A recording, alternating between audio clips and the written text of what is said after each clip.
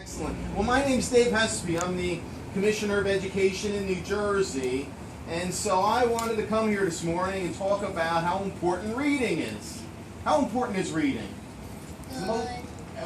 Reading's good, but it's also very important. Go ahead. How important is reading? Because you'll learn more. That's absolutely right. The more you read, the more you learn, and the more you learn, the better you'll do in life. So that's the simple equation that we have going on. The more you read, the better you'll do. Now, how many people read over the weekend? Raise your hand if you read something over the weekend, anything over the weekend. That is very impressive. But we want all those hands to go up, right? Reading is so important. We want to read almost every single day. Pick up almost anything and read it, and I think you'll be much better off. So we're going to read a book this morning just so we can emphasize that point. All right? Everyone ready for a book? Yeah. It's early, isn't it? It's early, yeah, everyone, it's early, but we're going to have to stretch. So why don't we get everyone up, and we're going to stretch a little bit, okay? Just stay right where you are and stretch back and forth and down and up, and get those, get the blood rushing to your head, right? All right, because we gotta get psyched for reading. This is going to be so exciting, it's not funny. All right, now we're all psyched, and now we're going to read. All right, so everybody down, and it's time to read. Now, do you mind if I get the most comfortable chair in the room? Because I got to read, all right? Okay, so I'm going to get comfortable here. And I think we selected a book that some of you might have read or had read to you. It's Miss Nelson is Missing. Anyone read this book or had it read to you? Okay, so good. So we'll have some fun this morning because you'll be following along a lot better as I read it to you. So we're all set to go? Yes, that wasn't really resounding. Are we all set to go? Yes! Good job. All right, so let me get underway here without stepping on any cords. Excellent. So move it away? Okay, I got it. Okay. So, Miss Nelson is Missing by Harry Allard. A great book, and James Marshall, I think, did the pictures. So, we're going to look at the pictures as we go. All right, everyone ready? Yes. Okay. The kids in room 207 were misbehaving again. Spitballs stuck to the ceiling. Paper planes whizzed through the air. They were the worst behaved class in the whole school. Now, this doesn't talk about any of you, right? Because you're the best behaved classes in the school, right? This is not a well-behaved class here. But this is Miss Nelson's class, and so we hope everyone in this is much better. Can't see it. I know, it's going to be one of those things where when we really get to good pictures, I'll make sure we take our time, okay? That will be our little deal. Now settle down, said Miss Nelson in a sweet voice. But the class would not settle down. They whispered and they giggled. They squirmed and made faces. Any of you ever make faces in your class? No. No. If you did make a face, what would it look like? Now that's a good face right there. There you go. You get the award on faces, that's for sure. So all these children are not well behaved at all. You got a good face right there. That's very nicely done. So they're making faces and they're squirming and they're whispering and they're giggling. They were even rude during story hour. Don't want to do that. No rudeness during story hour. And they always refuse to do their lessons. Something will have to be done, said Miss Nelson. So here's poor Miss Nelson, the teacher, and students are not helping at all. Not helping in the least. My last name is Nelson. Okay, well, do you want to be a teacher? All right, when you are a teacher, we'll talk, because I want your class to be much better behaved than this class. We'll make certain of that. The next morning, Miss Nelson did not come to school. Wow, yelled the kids, now we can really act up. They began to make more spitballs and paper planes. Today, let's be just terrible, they said. Not so fast, hissed an unpleasant voice. So the class says they want to be terrible, but not everybody, not everyone wants to be terrible. A woman in an ugly black dress stood before them. I am your new teacher, Ms. Viola Swamp. And she rapped the desk with her ruler. Where is Miss Nelson? Asked the kids. Never mind that, snapped Miss Swamp. Open those arithmetic books. Miss Nelson's kids did as they were told. So now Miss Nelson's class has a new teacher. New teacher, Ms. Swamp. What a name. This is Ms. Swamp, right? This is Ms. Swamp, the children's new teacher. Yikes, she looks Yikes, yikes is right. Miss Swamp, yikes. They could see that Miss Swamp was a real witch. She meant business. Right away she put them to work. And she loaded them down with homework. Anyone ever walk home with that many books? No. You did? My goodness, you can't even see over the top of those books. That's a lot of homework right there. Look at the amount of books.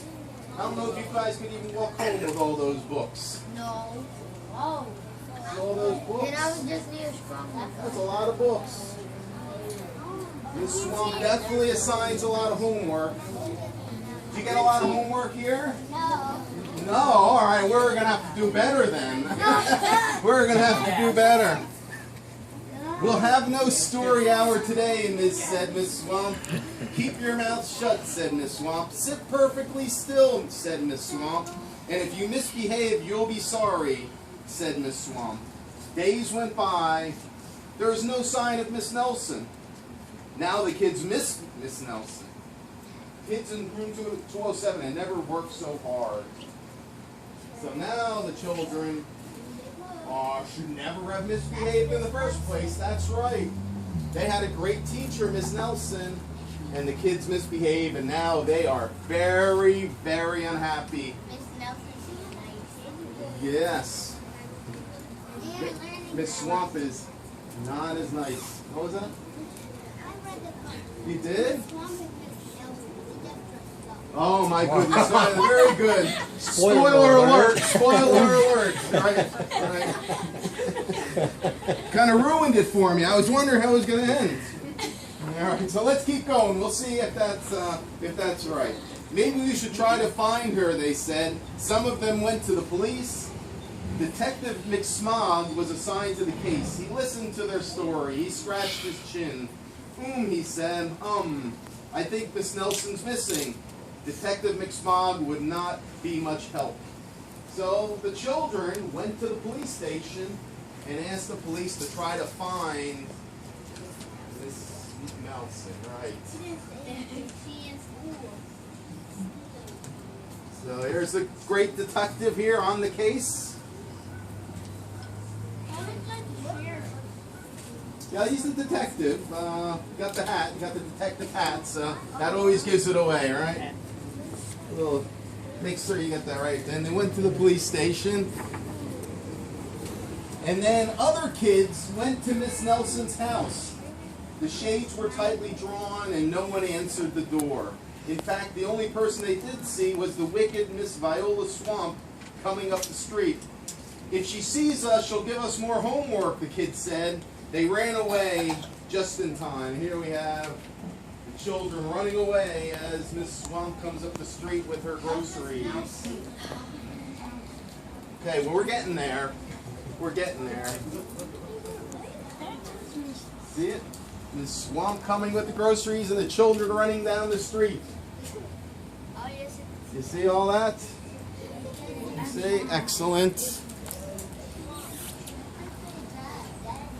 Maybe something terrible happened to Miss Nelson. Maybe she was gobbled up by a shark, said one of the kids. But that didn't seem likely. That would, anyone ever see a shark? Where'd you see a shark? Aquarium, right. Sharknado, yes. One of my all-time favorite sci-fi movies. Where'd you see a shark? At the beach? Well, you don't want to get too close. I'd much rather see my sharks in the aquarium. Eduardo and Elias? Yeah. Especially the big sharks. You don't want to see them up close. Anyone over here ever see a shark? You did. Okay, that's my all-time favorite movie. All right. Maybe Miss Melson went to Mars, said another kid. That didn't seem likely either. We have our Mars spaceship here, but the children don't really think Miss Nelson went to Mars. Nice looking spaceship there. Yeah, that's true. It's a long way to Mars. Long way to get to Mars. Oxygen. What? You need a lot of oxygen to get to Mars. That's for sure. You're very smart. Lots of oxygen. I know, exclaimed one know-it-all student. Maybe Miss Nelson's car was carried off by a swarm of angry butterflies. Well, that was the least likely of all. Anyone ever seen an angry butterfly? Yeah. Bit by a butterfly? Really? Yeah, but very unlikely you're gonna get thousands of butterflies taking your car away. You ever see an angry butterfly? Yeah, it's a moth. A moth. All right. Well, then moths will come after you if you're around the light. What'd you see? Yeah. Really? You ever see 10,000 of them? No, 10,000 butterflies is an awful lot. Especially 10,000 angry butterflies. Very rarely see angry butterflies. Anyone ever see angry butterflies over here? Angry ones? Lots of them? Where'd you see an angry butterfly? At your house? Oh, butterflies are nice. The kids in room 2007 became very discouraged. It seemed that Miss Nelson was never coming back, and they would be stuck with Miss Viola's swamp forever. They heard footsteps in the hall. Here comes the witch, they whispered.